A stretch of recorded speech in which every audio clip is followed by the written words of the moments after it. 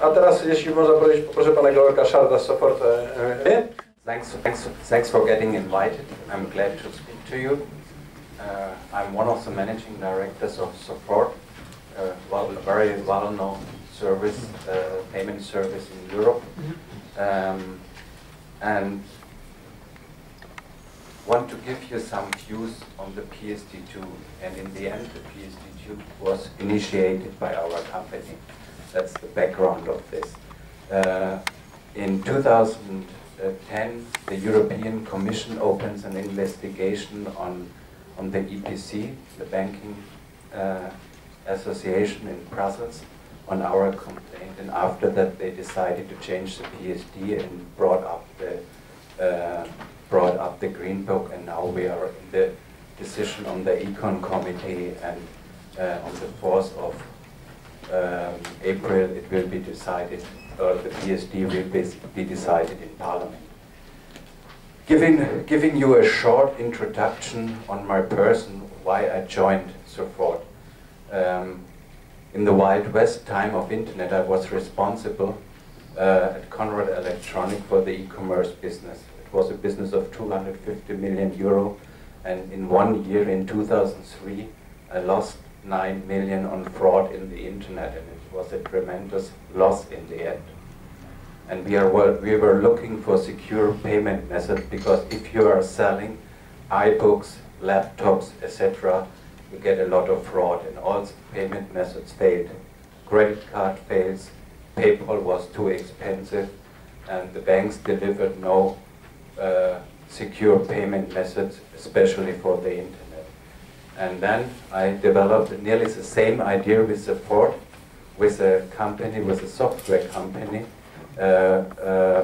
who was developing online banking, and it was developed. And at that moment, the company was bought by banks, and the project was stopped. And with a lucky coincidence, and sometimes this happens in the e-commerce, I learned, I recognized the founder of this company, and we gave them 500,000 euro to develop this idea. And with this idea, we are at the moment the second player after PayPal in Germany. We have 25,000 merchants, and we are processing more than 3 million transactions at the moment all over Europe. A few weeks ago, we were purchased by Klarna, one of the leading payment groups from Sweden, and our target is to build up the leading European payment, independent and not American and not merchant-driven payment provider. That's our strategic target at the end. What we are doing, most of us has recognized us. We are using the online banking. You can pay with your credentials, with your online banking, safe and secure, directly in a web shop through our systems, and we inform the merchant that he can deliver the goods. That's the simple idea. It's very simple, it's easy, and it's cheap for the merchant, and many people can use this. Yeah, we were not that guys who has first the idea. The first one was the Deutsche Telekom in 2002. It was not a new idea. Yeah, it's already in place, and you see a few bank independent players. It's SOFORT, it's Trustly, coming from Sweden, and you see many bank-owned schemes. To be honest, the successful one, and here you see the potential, what an online banking-based e-payment system could have, is ideal in the Netherlands. They are successful.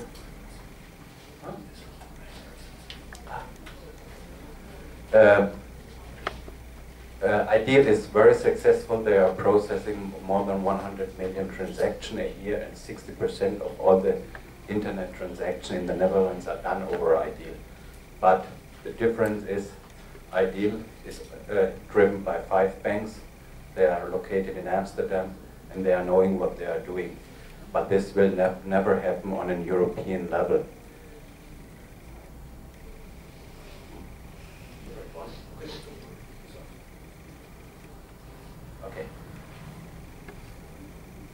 Often you have the discussion what is happening with PIN and TAN or with the credential over third-party providers. That's already there, and banks have already developed multi-bank solutions. Here you see the original side of Postbank.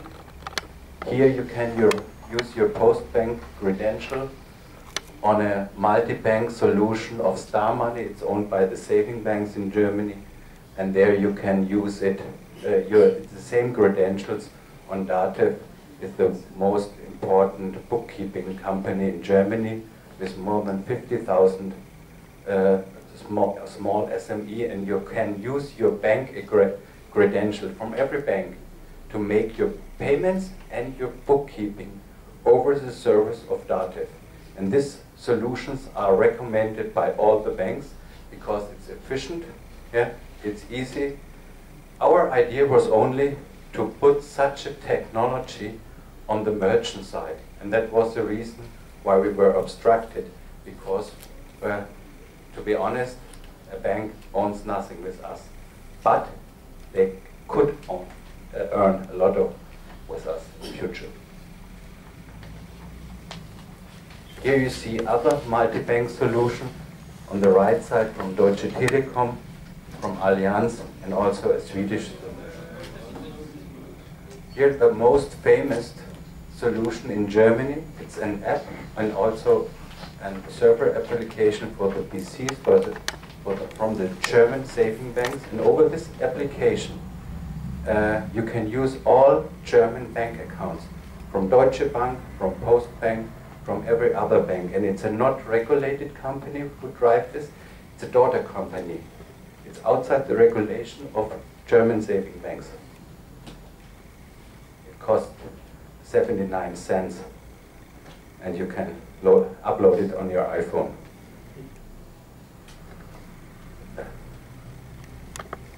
Merchants like us, that's our success.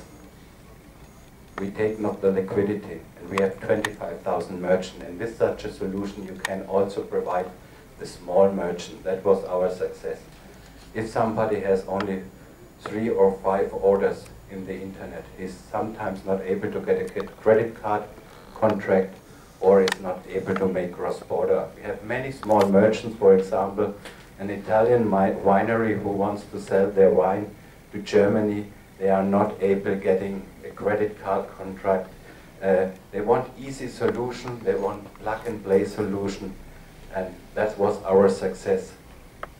We are working also with all the relevant PSPs in Europe, like companies like WorldPay, Global Collect.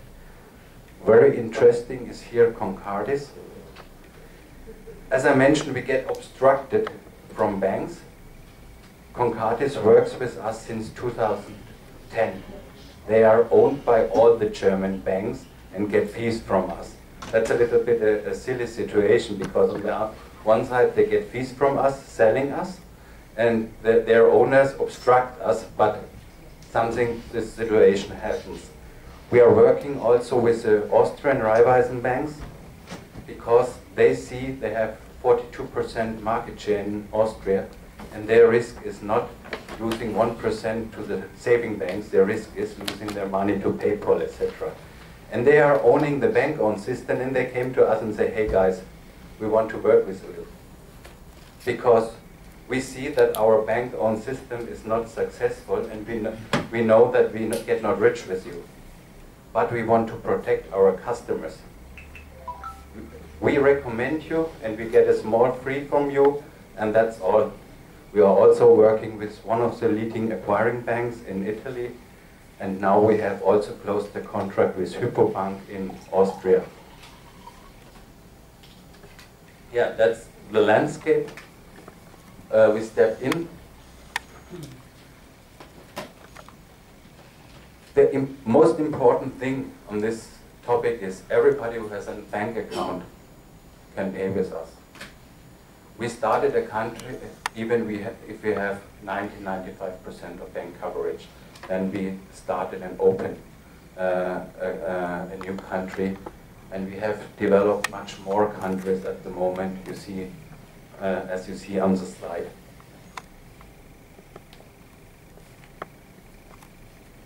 are the key topics? It's our opinion. The first topic is security, then the cost for the merchant, threats for banks, relationship with banks, and benefits for banks. This we should discuss, and I will give you our opinion. Simplicity and innovation, regulation, benefits for the consumer, and effects on the e-commerce. Starting with security. Our success, we were growing also in other segments. Just from the beginning, we were strong in the high-risk segments, selling electronics, selling Gucci bags, where fraud was high, where credit card fails, where PayPal failed, etc. Selling very risky products, also where you can buy money, like prepaid cards, like gambling, to be sure. That's our main point, high-risk elements. And that's a study from the University of Regensburg, and merchants say, hey, only payment in advance is more secure than our solution. Okay, payment in advance, it's clear.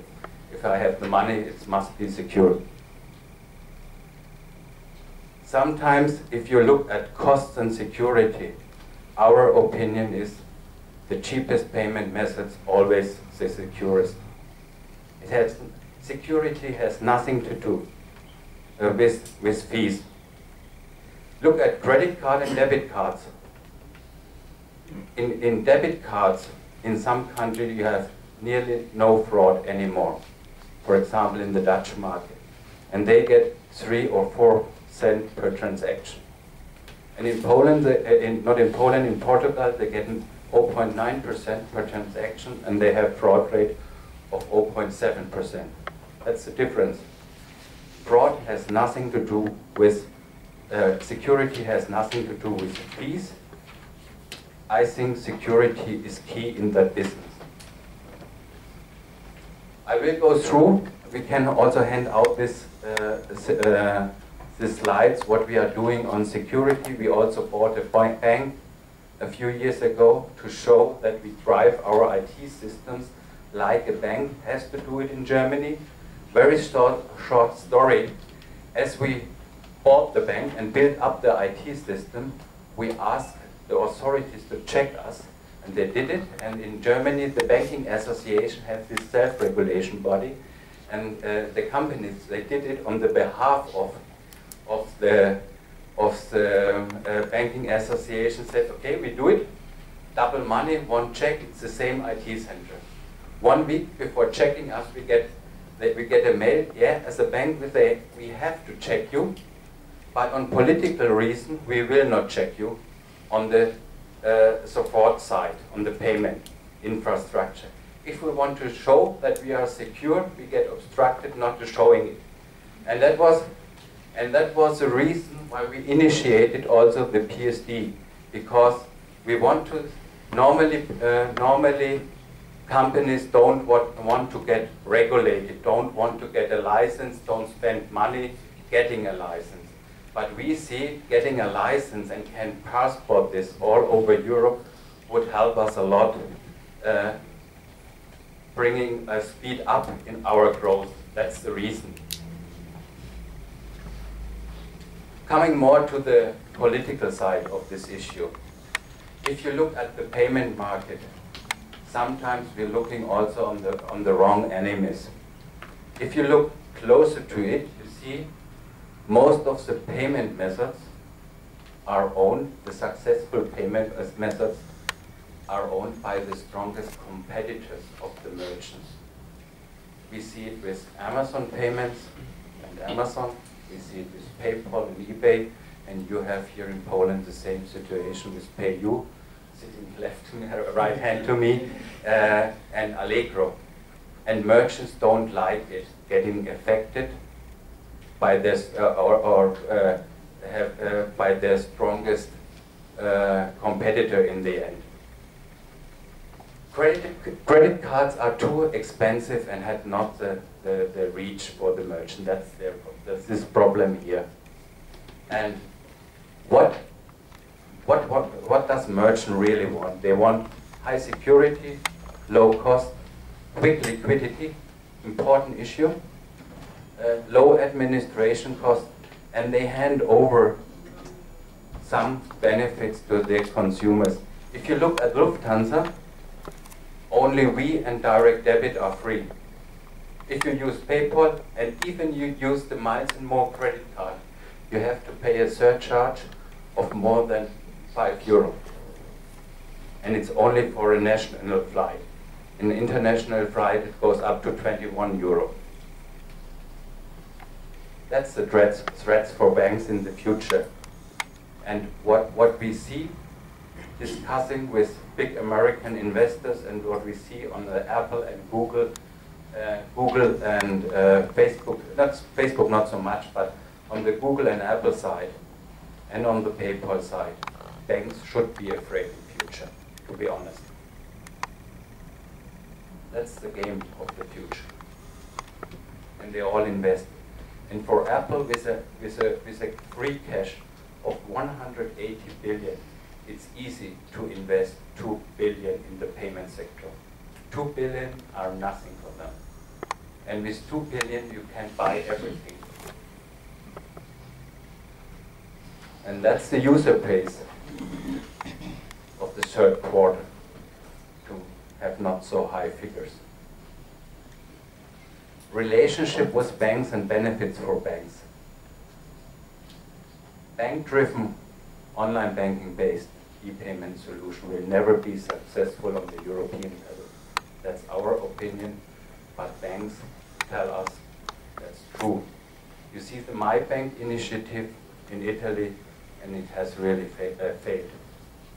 You see only that Ideal in the Netherlands is successful. And 6,000 banks will never agree on one standard. That's the point. Account holding, e-wallets. What is an e-wallet? It's a bank account. It's technically able to hold money, to fund money. Yeah? Will be the nightmare competitors of banks in future. Liquidity would remain in the banking system working with us because we are not holding money and we have not interest on the liquidity. And we are open also for bank cooperation, and we have closed a lot.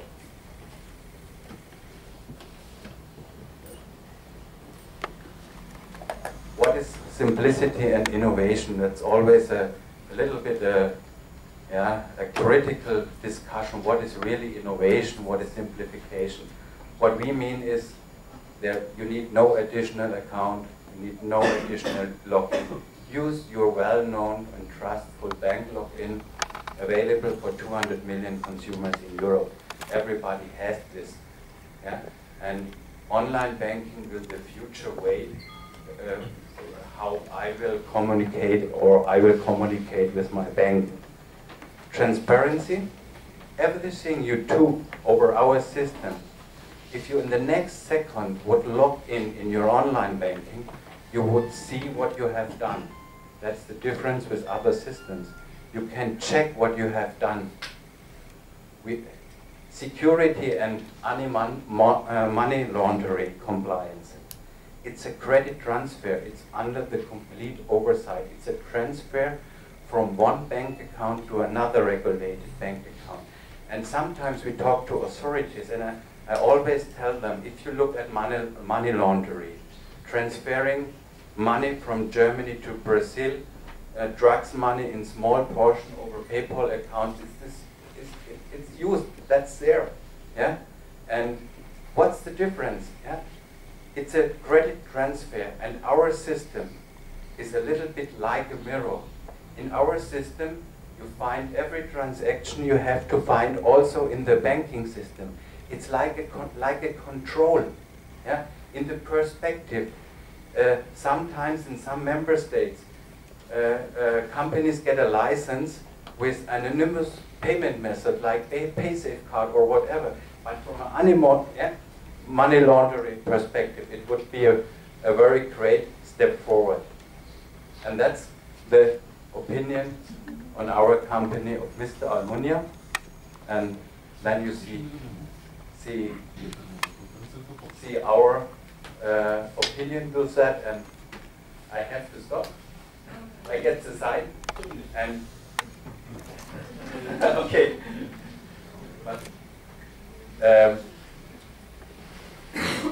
what's our opinion on PSD2? We think it's a great step forward. And if you read deep into PSD2, I think it would help banks to get back in the game of internet. That's really the point. Yeah? I think that in the internet, the decision of the future of banks will be made. And creating open standard, creating access to the bank account is not a bad thing. They will keep the liquidity in the banking systems. That's the main issue, that's the main point.